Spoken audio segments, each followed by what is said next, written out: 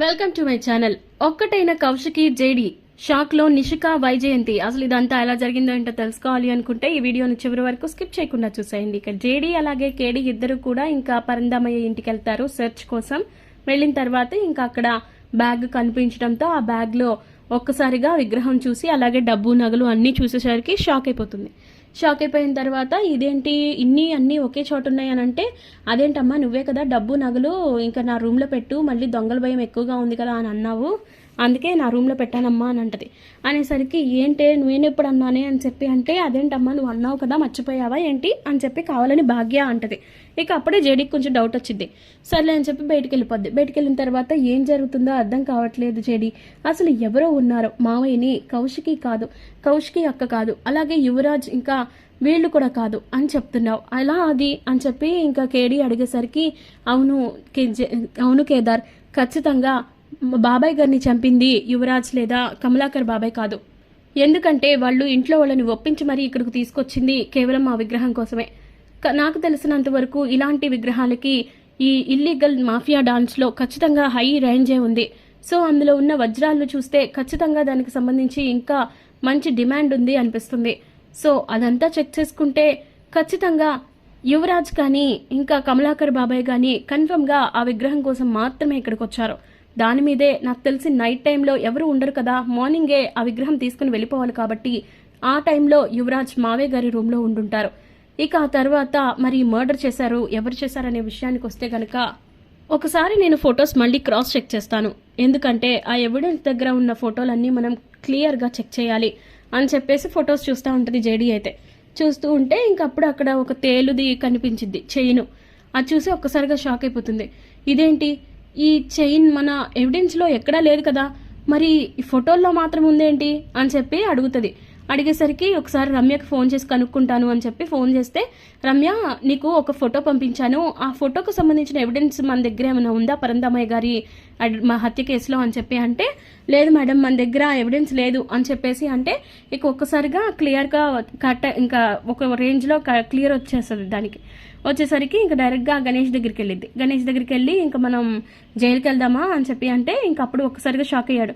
అదేంటి మేము ఎందుకు వచ్చాం, ఏం చేస్తున్నావు అని నువ్వేమీ అడగవా అని చెప్పి ఇంకా కేదార్ అడుగుతాడు. అడిగేసరికి ఏం మాట్లాడు, అలా భయపడుతూ ఉంటాడు.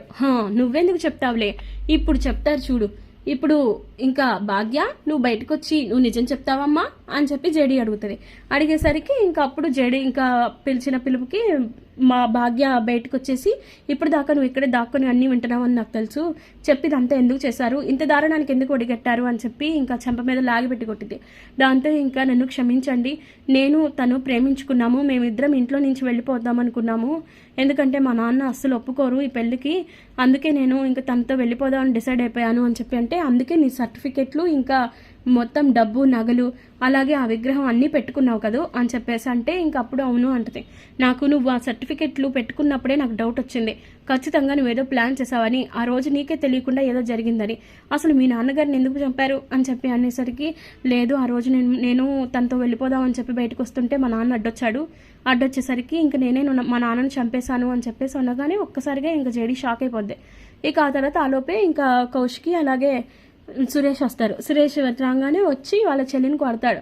నువ్వు చేసిన పాపానికి నా భార్యని నిందించేలా చేసావా, కనీసం నువ్వు ఒక్క మాట కూడా చెప్పలేదు, మళ్ళీ ఏదో ఇదిగా పొద్దున్నే జైలుకి వచ్చి నుంచున్నావు, అసలు నిన్ను ఏమన్నాలో కూడా అర్థం కావట్లేదు, అయినా నాన్నని చంపేంత గొప్ప ప్రేమ నీది అని చెప్పి తిడతాడు. తిట్టేసరికి ఇంకప్పుడు జేడీ ఏమో వచ్చి ఆపి, మీరు వదిలేయండి సార్ మేము చూసుకుంటామని చెప్పి అంటది. అన్న తర్వాత ఇంకా మొత్తానికి ఇంకా తననైతే కస్టడీలోకి తీసుకుంటారు. ఇక ఎలా చేశారు ఏంటి అనేది మొత్తం చెప్తుంటే ఈలోపు కౌశికి వాళ్ళ అత్తగారు ఆదిలక్ష్మి వచ్చి, లేదు ఇదంతా అబద్ధం, నా కూతురు ఏ తప్పు చేసి ఉండదు, మీరు ఈ కౌశికి చేసిన నేరాన్ని నా కూతురు మీద కావాలని నెడుతున్నారు అని చెప్పేసి ఆదిలక్ష్మి అంటది. కాదండి మీరు అనుకునే తప్పు, ఈ హత్య చేసింది మీ అమ్మాయే, కావాలంటే అడగండి అని చెప్పి అంటే అప్పుడు భాగ్య అంటది, లేదమ్మా నిజమే, పోలీసులు నిజమే చెప్తున్నారు, నేను తప్పు చేశానమ్మా, నాన్నని చంపింది నేనే, నన్ను క్షమించు అని చెప్పేసి ఇంకా అలా తీసుకెళ్తారు లోపలికి.